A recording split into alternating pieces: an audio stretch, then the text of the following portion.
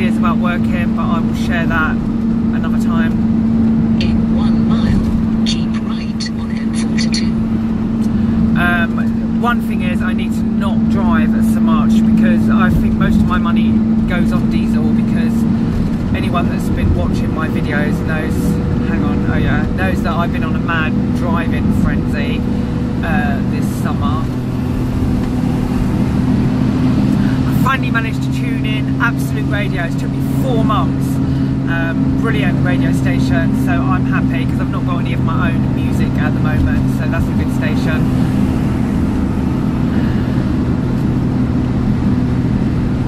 Yeah, the M42 is not very busy. I'm just poodling along really. I'm doing about just under 60. I'm just eating a punnet of strawberries. Don't normally like strawberries, but they were on offer and they were calling out to me, so maybe there's some vitamin or nutrient in them that I need. So I'm eating them. They're a bit sharp. One of them's already gone mouldy, but I shall eat the whole punnet shortly. So I've got about 4 hours drive ahead of me. Keep left on M42. I did quit smoking yesterday for about 15 hours and started again today. Silly, stupid habit. My excuse was I've got a long drive ahead of me, so yeah, that's why I bought some more tobacco. I plan on being quit by the end of the week. It's Monday. Right, I'm gonna go. I need to concentrate because it's really raining. See you soon. Good morning. Landed in Cornwall last night. It was absolutely shattered. I did open a can of lager here, but mixed with lemonade, but I was just too tired to drink it. So I've woke up this morning. It's not cold, but I've got my fire going because I've got some clothes here that are a bit damp and need drying. There's quite a bit of condensation on the windows. I've just got the kettle on. Coffee. My van's always a mess in the mornings. So my morning routine is to clean my van. So I've got washing up. My boy is Sparko. You're not getting up today? I think it's about 7:30. He'll get up about, I don't know, when you getting up, Fox? Oh, I have a little stretch. Bless him. Yeah, I spoke to my friend last night, and she said she went to watch a video to lift her spirits, and I hadn't done any. So I haven't done any videos for about a week. That's because I spent last week parked outside a friend's house, and then I spent the weekend parked outside another friend's house. So yeah, it's been about a week since I've done any filming. I collected loads of pine cones the other day, so I've like got 2 bags of these now. I'll stick some photos up and show you them. There we go, it's my kettle. Beautiful sound. Speaks to you soon. Fox doing his poo dance. Fox, look at the camera. Yeah, it's funny. Early morning walks, loads of dog walkers here, but I'm not going to film them because they don't want to be on YouTube, okay? I'm sure you don't want to watch my dog poo. It's a beautiful day. Look at that. Gorgeous, little light rain. So my van is spotless, and I just want to give a big shout out to my beautiful friend, one of my bestest friends in the whole wide world. She knows how much I love her, and she wanted to watch one of my videos, so this is for you, mate. So she had a miscarriage yesterday. She'd been having it for about 3 weeks, and yesterday she finally did miscarry her little bubby. Absolutely gutted for her, she knows that. And I'm not one of these people to turn every negative into a positive, because sometimes things are just not nice, and you know, sometimes you just have to sit with it and just rest. So I hope you're resting, mate. Sorry, that's my kettle. I forgot to put that on. I won't be a minute. Okay. We'll do that. We'll do that in a sec. Yeah, funny enough, well, not funny enough, but it was actually National Miscarriage Day yesterday as well, apparently. So, yeah, gutted for her. But, you know, she's a great mum. She's a great partner. She's an absolutely amazing friend. She's just one of life's amazing people, really. That's you, mate. You know who I'm talking about. Yeah, and also, you know, it got me thinking about my smoking rant part 2. I don't know if you've seen it. Do you know what? I know. I'm sorry. I'm looking at myself. I'm not looking at the lens. It's really hard to look at the lens because then I'm just like looking at a black bit on the phone. So I'm looking at myself. So I'm not looking at you. Sorry. Yeah. So I moaned. I'm going to try and look at the lens. So I moaned quite a bit about the medical industry. That was my personal experience. You have to watch. I have to watch what I say because that's just a moment of what I'm talking about then, and it's not, you know, it's not the whole picture. So one of the highlights of my road trip has been meeting my soulmate. Not my soulmate as in my lover soulmate, but as in my brother soulmate, brother and sister. We met about 5 weeks ago. Actually, to be fair, he's probably most people's soulmates because he's just one of them people. He's pretty special and I do really love him. He's somebody I know that's got my back. I've got his back. But anyway, our first meeting, our first date, if you like, was at the hospital. He has leukemia. He's had it for 10 years. And it was meeting his leukemia consultant. You wouldn't know he's got leukemia. So he's taken a tablet that controls his leukemia, basically. And his consultant, who was really cool, really nice bloke, can't remember his name, probably a good job, because I'm sure he wouldn't want a shout out on my YouTube channel, was telling us how there's a new drug now, I don't know how long it's been going on for, maybe a couple of years, that's actually cured some people of leukemia.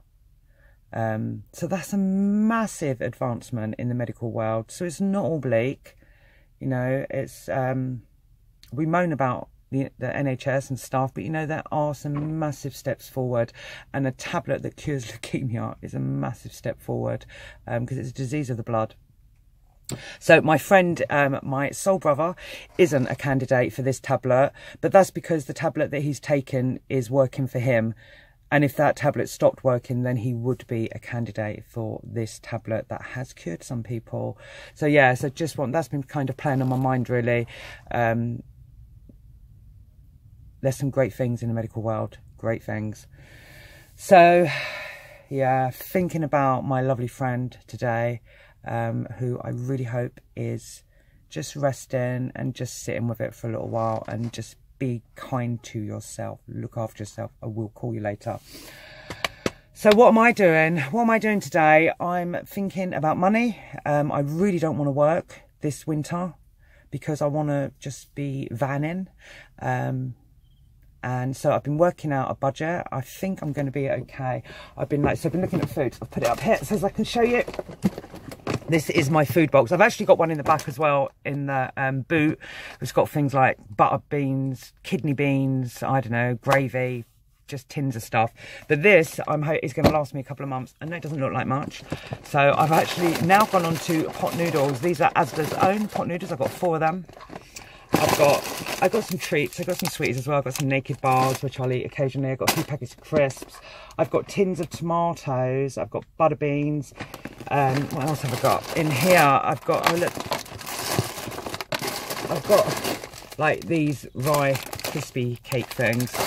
And I've got a couple of tins of this, which will last days.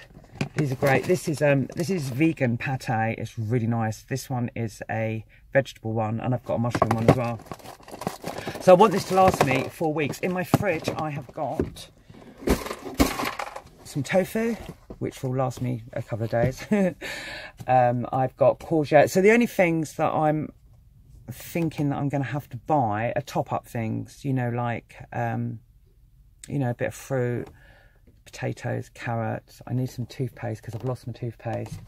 I've got a great big peanut butter. I love peanut butter. This is going to last me ages.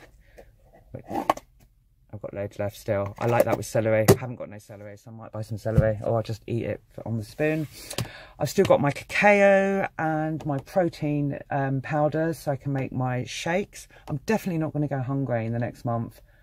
I'm going to be really strict myself. I'm not going to do much driving. 4 weeks of only a little bit of driving. I've got things like cashews. I've got walnuts. I've got apples, yeah, I've got some crisps, I've got some ginger nut biscuits, I've got some rich tea biscuits. So my biscuits could either last me weeks, or I'll have a biscuit frenzy and I'll have a cup of tea and I'll eat the whole packet at once. We shall see. So, yeah, that's my thing. I'm budgeting. I'm, yeah, just living in my van, getting on with my life, the same as if I wasn't living in a van, I was living in a house, just getting on with my life. It's a beautiful day. It's actually really, really bleak, but you know what? I love our seasons. It's gorgeous. My boy's asleep in the footwell. He's had his morning walk, and I'm going to wake him up and take him for another walk in a minute because I fancy a walk. Also going to do some exercises because when you get older, everything just starts falling. So I don't think I'm going to be able to lift anything up, but I'm hoping I can keep it on an even keel. It's just not totally collapsed. So yeah, waffle, waffle, waffle. So yeah, big love to my mate. Massive love. We'll call you later. I hope you're resting. I don't expect this video's lifted your spirits. Maybe it has because I've mentioned you. Yeah, have a good day, everyone. Take care.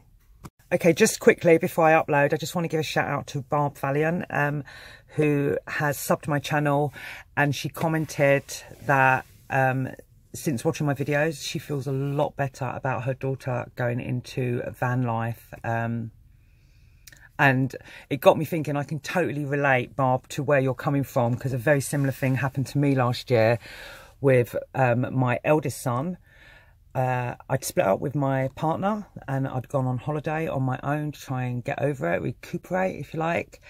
And I got a text from my son saying, "Mum, I'm moving to Bali tomorrow."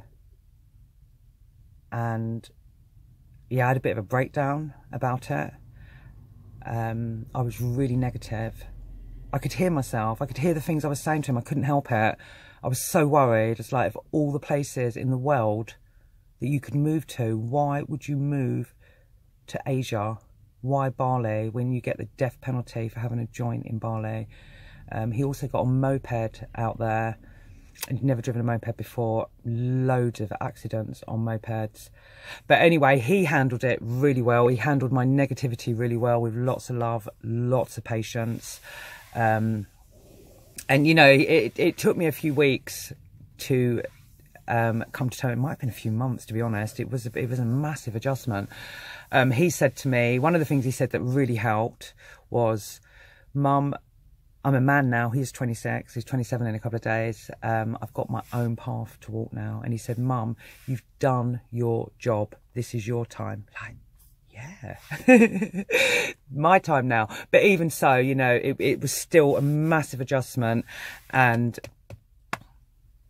my youngest son, who's 23 in a week, I was giving both my boys a lecture a couple of weeks back. Can't remember what about. I think it was probably "Don't do it like that, do it like this" type of mum lecture. And my youngest said to me, "Mum, it's like you don't trust us." And that really struck a chord with me, because I thought, yeah, of course it is. Of course, if I'm telling you how to do things, I'm not trusting you, am I? I'm not trusting in their journey. I'm not trusting their path, and that they can, you know, they need to learn by their mistakes. Our children generally learn from our mistakes. But it's hard to let go of that control sometimes. It's hard to trust in them. So I do. Me and both my boys have been totally liberated in the last year, because we've cut them ties. We're now mates more than sons and mother, although I'll always be their mum first. I listen to my children. I listen to them because what they say makes sense. My boys are like chalk and cheese, but they're both wise beyond their years. Yeah, so Bob, I really get it. We've got to trust our children. I know that you'll get it as well. I know that you learn from your daughter, and I'm sure she learns from you. And I've got a feeling that you've got a great relationship with her. Our children, they break our hearts. They do. They break our hearts. They're not ours, are they? They just come through us because they want to be born, and we do our best. We bring them up. We have lots of proud moments, but they also break our hearts. You know, I met a lovely bloke a few weeks back whose son took his life when he was 16. I mean, you know, how do you deal? How do you cope with that? But you do, you know, they're not our children. They've got their own paths to walk, and they're just borrowed. They're just borrowed to us, really. You know, and some of them aren't born. Who knows? Who knows what it's all about? We've got to trust in our own journeys. We've got to trust in their journeys. And yeah, so that's a wrap. And have a good day again. I tell you how I really come to terms with letting go of my sons when my eldest moved to Bali and my youngest leaving home. Sounds extreme, but I am an extreme person. I had to accept that they could die and there's nothing I could do about it. I couldn't protect them anymore. I think when our children get to 13, they're not really ours. They're not ours anymore. Yeah. So accepting, dealing with, coming to terms with the fact that my children could die and there's nothing I could do to stop that was massive for me. But we've all got an appointment with death. Yeah. One of the things that I was always scared of is that if I died, who'd look after my boys? But now I know that they're okay. They don't need me now. And the only thing I worry about now is if I was to die, who'd look after my dog? Because he does need me. And I love him. I need him more than he needs me. I know that. So yeah, that is a wrap.